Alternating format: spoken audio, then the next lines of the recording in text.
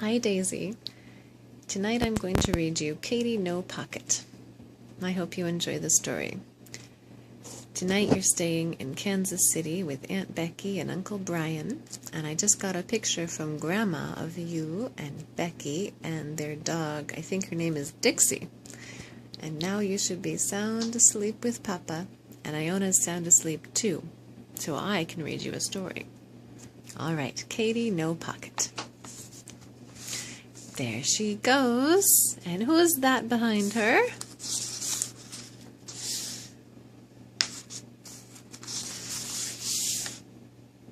Big tears rolled down Katy Kangaroo's brown face. Poor Katy was crying because she didn't have a pocket like other mother kangaroos. Freddie was Katy Kangaroo's little boy, and he needed a pocket to ride in. All grown-up kangaroos take awfully big hops, and little kangaroos like Freddie get left far behind unless their mothers have nice pockets to carry them in. And poor Katy didn't have any pocket at all. Katy Kangaroo cried just thinking about it, and Freddie cried too. Then all of a sudden, Katy had a wonderful idea. It was so wonderful she jumped 6 feet up in the air. The idea was this. Other animal mothers had children. They didn't have any pockets. She'd go and ask one of them how they carried their babies. Freddie looked all around to see whom to ask, and Katy looked all around to see too. And what they both saw were 2 bubbles rising up from the river right beside them. "Mrs. Crocodile," said Katy, feeling lots better already. "She hasn't any pocket. Let's ask her." A lot of big, muddy bubbles came up through the water, and then Mrs. Crocodile stuck her head up and opened her enormous mouth and smiled. "Why, Katy Kangaroo, what can I do for you today?" "Please, Mrs. Crocodile, I am so sad," said Katy. "I have no pocket, and Freddie has to walk wherever we go, and he gets so tired.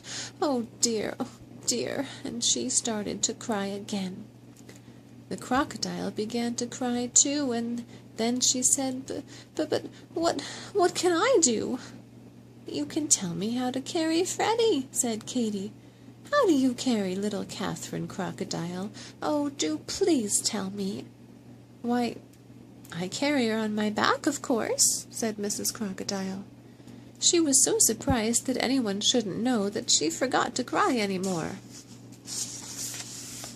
Katy was pleased. She said, "Thank you," and as soon as she got to a good squatting down place, she squatted and said, "Now, Freddie, climb on my back. After this it will be so simple, no trouble at all." But it wasn't so simple. In the first place, Freddie could not crawl up onto her back because his knees stuck out. He couldn't hang on because his front legs were too short. And when he did manage to hang on for a few minutes and Katy gave a long hop, he fell off, bump, bang, with a terrific thump. So Katy saw that she couldn't carry her baby on her back. Katy and Freddie sat down again and thought and thought. "I know, I'll ask Mrs. Monkey. I'm sure she can help me." So Katy and Freddie set off for the forest, and very soon they found Mrs. Monkey. She had her young son Jocko with her, and Katy Kangaroo hurried so to catch up with them that she was almost out of breath. But finally she managed to squeak, "Please, Mrs. Monkey, how do you carry Jocko?" "Why, in my arms, of course," said Mrs. Monkey. "How else would any sensible animal carry anything?" And she whisked away through the trees.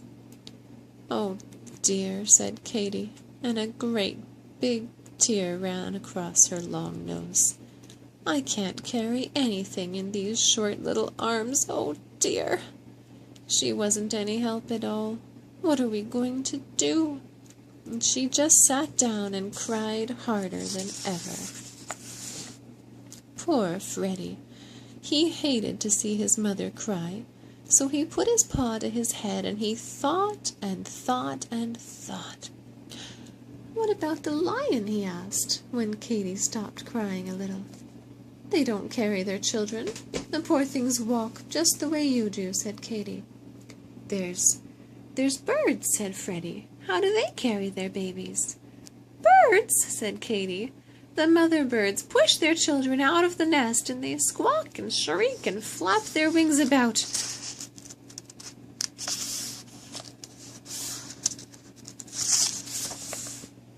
Then, all at once, Katy Kangaroo stopped crying and looked at Freddie. "They do say that the owl knows almost everything," she said slowly. "Well then, for goodness sake, let's ask him," said Freddie. They found the owl asleep in an old dead tree. He was cross because he didn't want to be waked up in the middle of the day. But when he saw that Katy was so sad, he came out, blinking and ruffling his feathers, and said in a scratchy voice, Well, what is it? Speak up, and speak loudly. I'm deaf as a post." So Katy stood under the tree and screamed at him, "I'm a mother kangaroo, and I haven't a pocket to carry my child in. How shall I carry him? What shall I do?" "Get a pocket," said the owl, and went to sleep again. "Where?" cried Katy. "Oh, please don't go to sleep before you tell me where." "How should I know?" said the owl.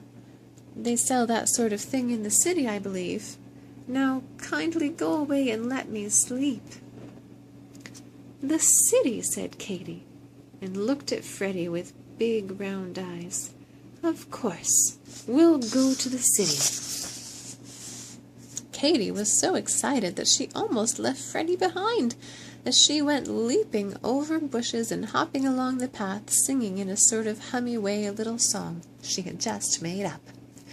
"Hippity hoppity flippity floppity, wasn't it a pity I didn't know it was to the city I should go." She hopped so fast that Freddie could hardly keep up, but at last they left the woods behind and came to the city, where there were stores and houses and automobiles.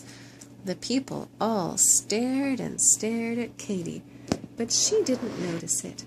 She was looking for pockets, and she saw that almost everybody had them. And then all at once she could hardly believe it, a man who seemed to be all pockets. He was simply covered with pockets. Big pockets, little pockets, medium-sized pockets. Katy went up to him and laid a paw on his arm. He was a little frightened, but Katy looked at him with her soft brown eyes and said, "Please, dear kind man, where did you get all those pockets?" "These pockets," he said. "You want to know where I got all these pockets? Why, they just came with the apron, of course." "You mean you can really get something to put on with all those pockets already in it?" asked Katy. "Sure you can," said the man. "I keep my hammer and nails and tools in my pockets, but I can get another apron, so I'll give you mine." He took off the apron and dumped it upside down. Out fell a saw, wrench, nails, a hammer, a drill, lots of other tools. Then the man shook the apron hard and turned it right side up again and hung it around Katy's neck and tied it behind her back. Katy was so pleased and excited and happy that she couldn't speak. She just stood still and looked down at the pockets and smiled and smiled and smiled. By this time, a big crowd had gathered to see what Katy Kangaroo was doing. When they saw how pleased she was, they all smiled too. At last, Katy was able to say, "Thank you," to the nice, kind man, and then what do you think she did? She popped Freddie into a very comfortable pocket, and she hippity-hopped all the way home faster than ever before because, of course, she didn't have to wait for Freddie. And when she got home, what do you think she did? Well, she had so many pockets that she put Freddie into the largest one of all. Then into the next largest, she put little Leonard Leopard. Thomas Tortoise just fitted into another pocket. Sometimes she had a baby bird if its mother was busy on a worm hunt.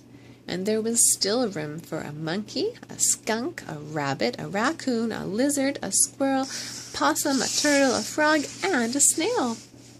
So now, all the animals like Katy's pockets better than any other pockets in the whole forest. And Katy Kangaroo is very happy because she has more pockets than any mother kangaroo in the world. The end.